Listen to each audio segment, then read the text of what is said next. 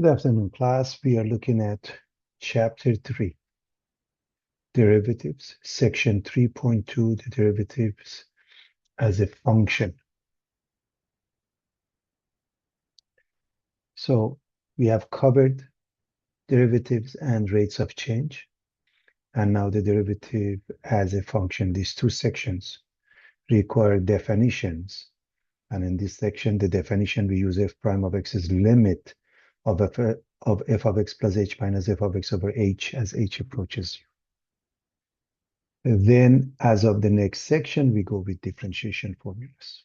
So reminding you, when we are dealing with a curve y equals f of x and point A comma f of a, the slope of a secant line PQ is the average rate of change of y with respect to x, and there are various ways of writing it. You are given 2 points, delta y over delta x, y sub 2 minus y sub 1 over x sub 2 minus x sub 1, or simply f of x minus f of a over x minus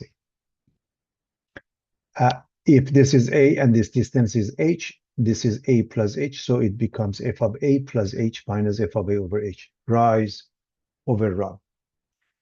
If this point we call it b, f of b, then f of b minus f of a over b minus a. They all mean the same thing. Now, as q approaches p, the secant line gives rise to a tangent line. The tangent line is the limiting position of the secant line PQ as Q approaches P. A tangent line is a line that touches a curve at a specific point without crossing it. Slope of the tangent line, also known as instantaneous rate of change. M of tangent line is the limit of M of PQ as Q approaches P, as Q approaches P. Or if we go with this one, the limit of f of x minus f of a over x minus a as x approaches a. Or this one, the limit of f of a plus h minus f of a over h as h approaches 0. This is known as the slope of a tangent line M or f prime at a. To come up with the equation of a line at any point, there are three methods. We concentrate on point slope. So y minus y1, y minus f of a equals m f prime of a, x minus x of 1, x minus a. Now, do I have to memorize that? It's your choice. I would stick with the point slope from elementary algebra. It's fairly nice and easy, everybody. And now section 3.2, the derivative as a function. We have considered the derivative of a function at a specific point A, so f prime of A has been defined as limit of f of x minus f of a over x minus a as x approaches A, or limit of f of a plus h minus f of a over h as h approaches 0. Here, we change our point of view and let the number a vary if we replace a in equation 1 by a variable x. We obtain f prime of x equals limit of f of x plus h minus f of x over h as h approaches 0. I hope you remember the very last question we did in section 3.1.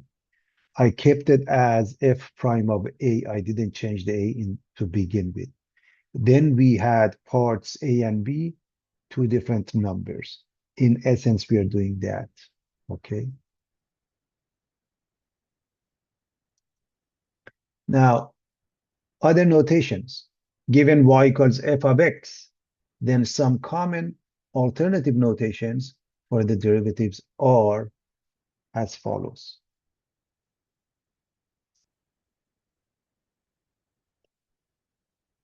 F prime of x, y prime, dy dx, df dx, d dx of f of x, capital D of f of x, d sub x of f of x. The symbol d and d dx are called differentiation operators because they indicate the operation of differentiation, which is the process of calculating a derivative. We can rewrite the definition of derivative in Leibniz's notation in the form dy dx equals limit of delta y over delta x as delta x approaches 0. Definition. A function f of x is differentiable at a if f prime of a exists. It is differentiable on an open interval, a to b, or a to infinity, or negative infinity to a, or negative infinity to infinity, if it is differentiable at every number in the interval. That's by definition.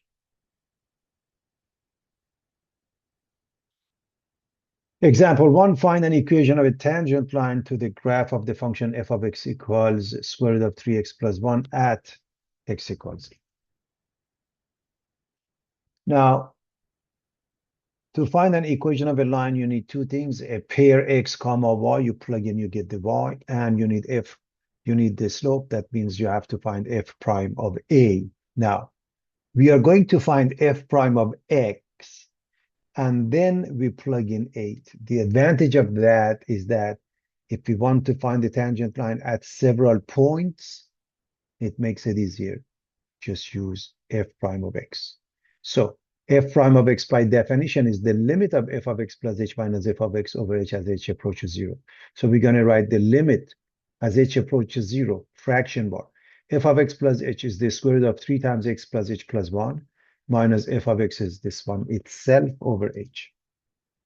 And again, I hope you can see if you plug in, you get 0 over 0. As always, it is the 0 in the denominator, which is a problem. And so what we do, we are going to use our algebraic techniques to fix the problem, in which case is using conjugate, because we are dealing with the square root. So a minus b, the conjugate is a plus b.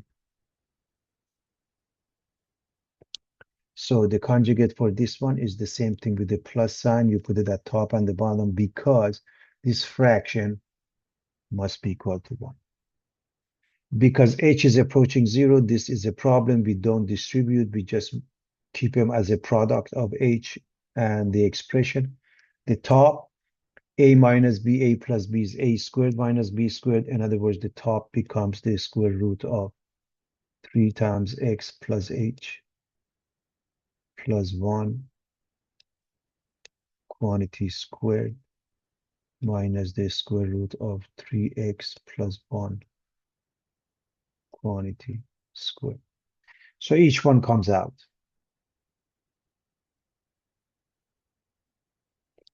We will distribute and simplify. So again, notice the denominator, we don't do anything. We just keep it as a product. So this is 3x plus 3h plus 1 minus 3x minus 1. 3x cancels out the negative 3x. Positive and negative 1 cancel each other. The numerator remains as 3h and 3h only. Remember, we do all this because we want to get rid of the h. Remember, if you go back to the original statement, h approaching 0, the denominator is 0, and that is the problem. So get rid of the h because there's a common factor of h between the top and the bottom. Now, I can't emphasize the importance of keeping the limit here. If you don't have a lim sign, this is the end of the story. However, the limit sign means that you can replace the h with 0. When you do that, these two become identical. So you have 3 over 2 of that. F prime of x becomes 3 over 2 square root of 3x plus 1. Now, let's look at the pair.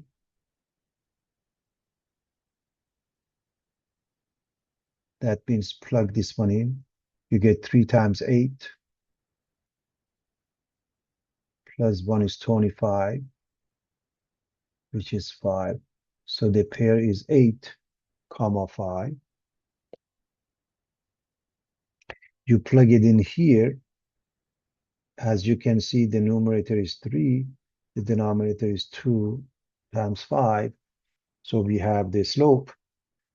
F prime of 8 is 3 over 10. The pair 8, comma 5. And now the point slope y minus y1 equals m times x minus x sub 1. Therefore, y minus 5, m is 3 over 10x minus 8, and You're going to distribute. The product of these two is 3 over 10 times x. The product of these two is 3 times minus 8, negative 24 over 10, which is negative 12 over 5.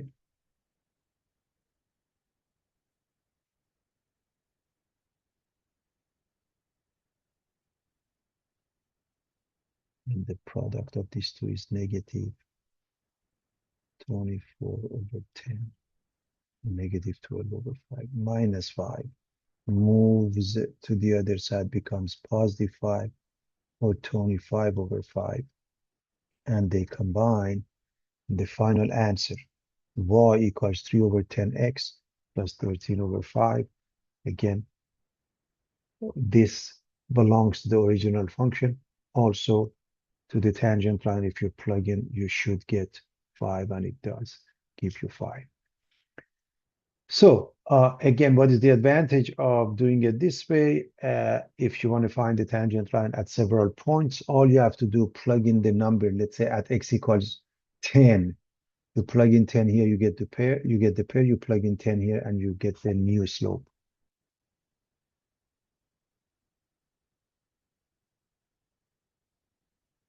The graph of a function f is given. Use it to sketch the graph of its derivative f prime.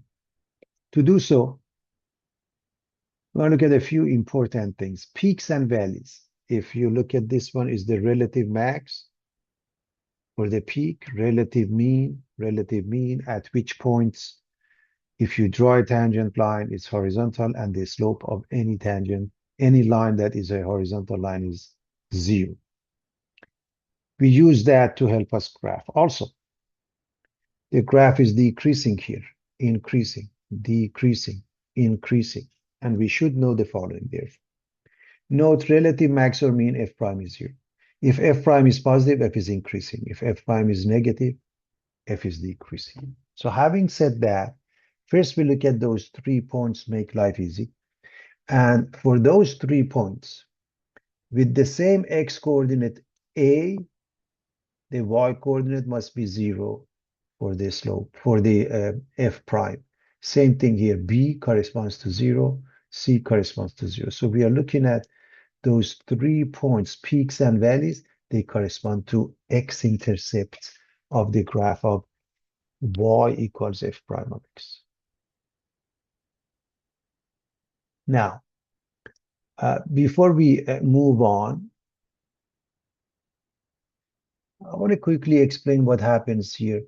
They try to draw a tangent line where the graph of a tangent line just touches the graph of y equals f of x. Then they pick 2 points very carefully and they calculate the slope. That's why the slope is m is not identical to 3 halves. It is approximated by 3 halves or 1.5. And I tell you what it corresponds to later on in a moment. But for now, we have ABC corresponding to x-intercepts. If you look at this portion, the function is decreasing, increasing, decreasing, increasing. So if you look at the decreasing portion, if the function is decreasing, its derivative is negative. So to the left of a, it has to be negative. That means below the x-axis. To the right of a, the function is increasing, and therefore f prime is positive, and it must be above the x-axis. However, this is above the x-axis, but how far does it go? We may not know, but we do know at b goes back to 0. So looking like that. This portion of the graph is decreasing, as you can see. If the function is decreasing, f prime must be negative. That means corresponding to b is b prime, and it has to go below the x-axis.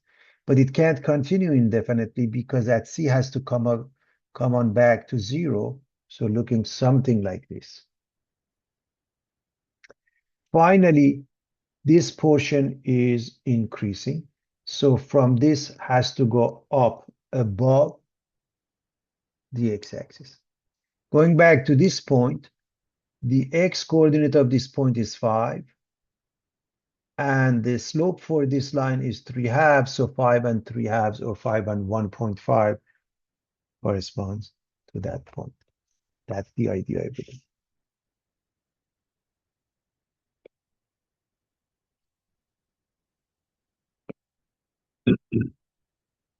All right.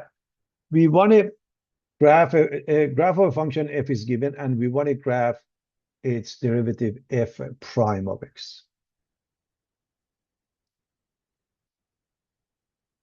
So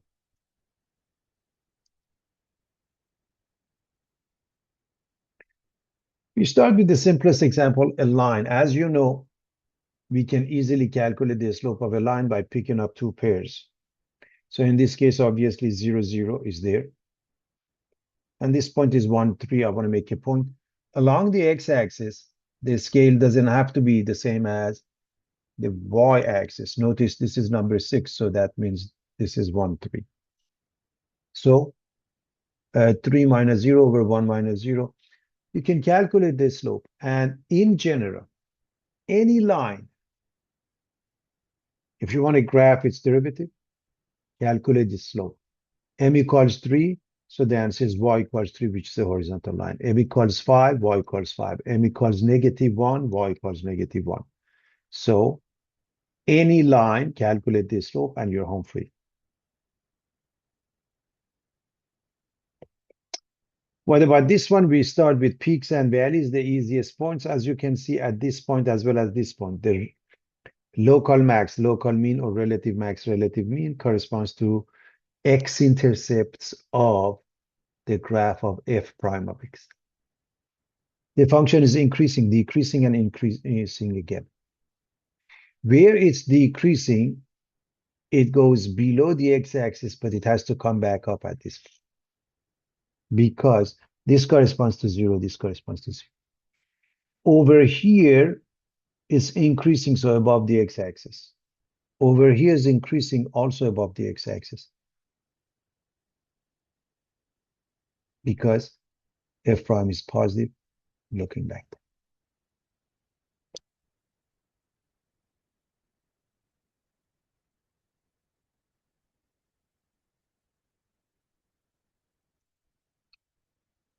What about this function? Let's look at peaks and valleys. There's only one peak that corresponds to the x-intercept of the graph of f prime of x. Now, this portion increasing, this portion decreasing. The portion which is increasing, f prime is positive, so above the x-axis. This portion is decreasing, so it's below the x-axis, and putting it together gives you something like this. Again, remember, you're sketching the graph, doesn't have to be perfect. If you need, you can pick a specific point and draw a tangent line, calculate this one.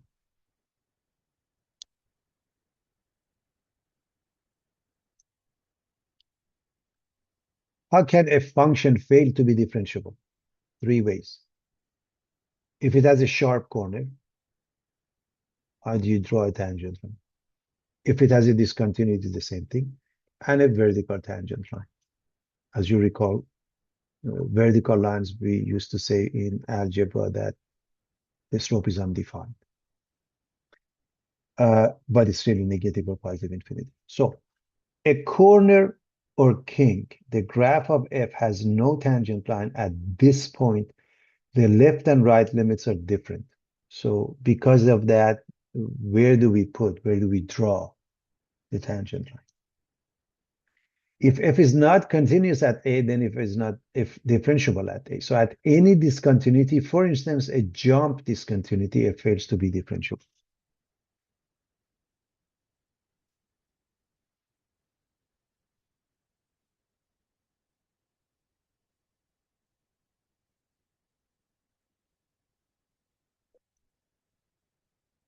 A vertical tangent line, the limit of absolute value of f prime of x as x approaches a is infinity. In other words, the graph of a function f of x has a vertical tangent line at the point a comma f of a.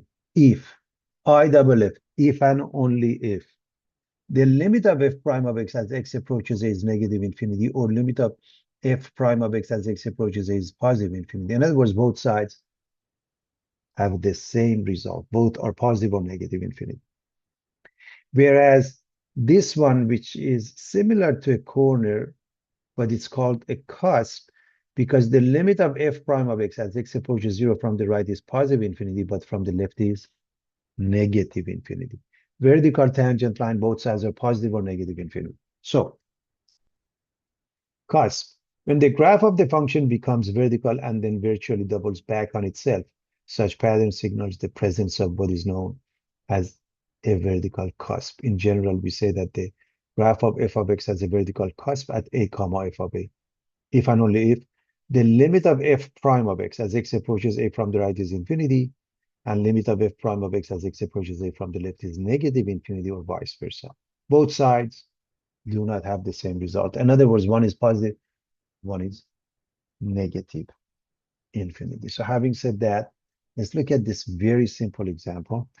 The graph of a function is given, and where and why the function is not differentiable. Clearly, this one appears to be differentiable at 0 because of discontinuity.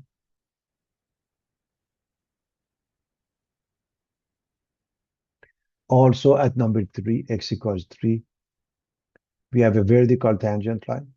And I'm going to discuss the vertical tangent line versus a sharp corner in a moment.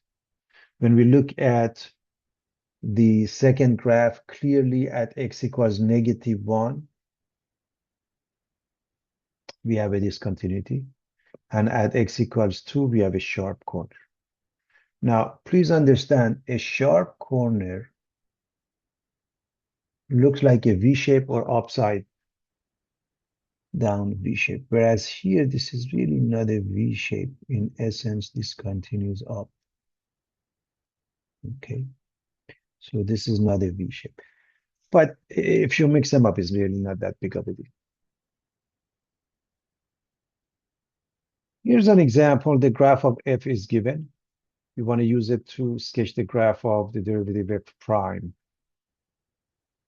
And I hope you notice that there are 4 line segments. In other words, this is 1, this is 2, this is 3, this is 4. Just if you look at concentrate on this one, and you can come up with the slope, then that would be fine as far as that one is concerned. So first, let me evaluate those by throwing some numbers. And normally when the graph is given, you can read those numbers, okay? So I want to calculate the slope rise over run, delta y over delta x, or y sub 2 minus y sub 1 over x sub 2 minus x sub 1. So for this one would be 0 minus 1 over minus 1 minus minus 3, which gives you -1/2. I'm assuming no one has any problem evaluating this slope. You can do the same for the rest of them. If this is -1/2, then this must be m equals +1/2. This you should be able to calculate m equals 1, and this one is -1. Now, if we concentrate on just one of them, which has the slope -1/2, then we have to draw a horizontal line y equals -1/2. However, there's a sharp corner here. So it covers it from here to here. On the left side, we don't have anything, and that's a portion, and you're done. For this one, we have a sharp corner here. But let's write the equations. Y equals 1 for this one. Y equals -1 for this one. And finally, y equals 1/2 for this one. But this one only covers from here to here. And therefore, we have this portion, and both ends are holes because of the sharp corners. Same thing here. You have a sharp corner at the end points, both of them. So therefore, you have holes. And finally, this one hole here. And it continues. I hope everybody's okay with that. A quick recap. If you're given a line, all you have to do, calculate the slope. Y equals the slope is a horizontal line. And then wherever it ends, you stop there. In this case, it ends here. Look at the first one, and you can figure out the rest of them in the same manner.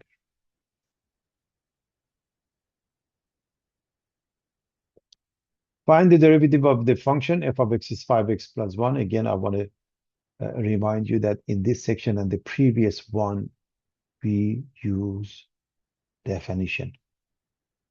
Okay. So to do so, we are going to go with this f prime of x limit as h approaches 0. What is f of x plus h? 5 times x plus h plus 1 minus f of x. Just write this.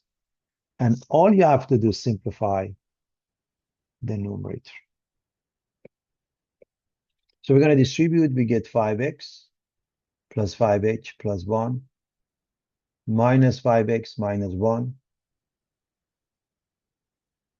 5x and minus 5x cancel out. Positive and negative 1 cancel out. The numerator is only 5h. They drop.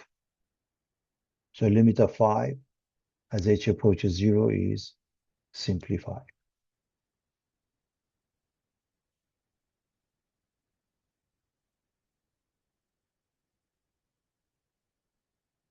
F of x is 2 over x.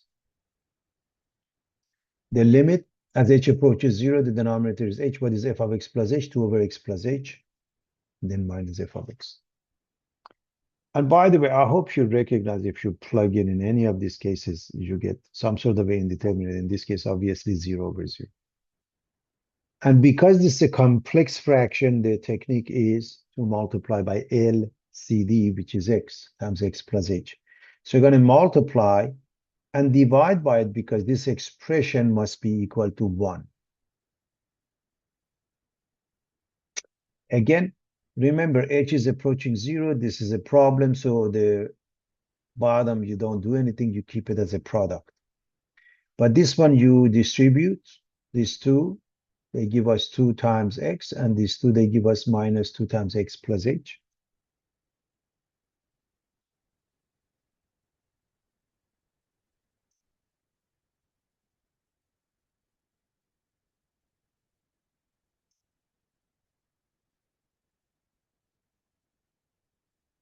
Distribute, we get 2x minus 2x minus 2h. These two cancel each other, and we write what we have left.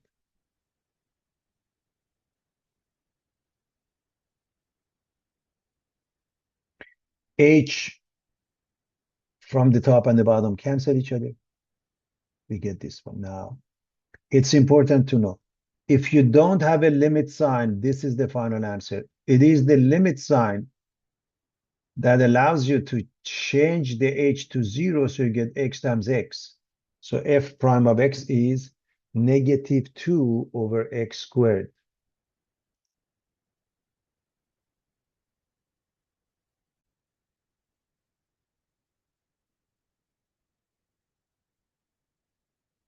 Find the derivative of the function f of x equals 7x squared plus 4. We are going to go with the definition. The f prime of x is the limit as h approaches 0. F of x plus h is 7 times x plus h quantity squared plus 4 minus f of x is itself over h. A plus b squared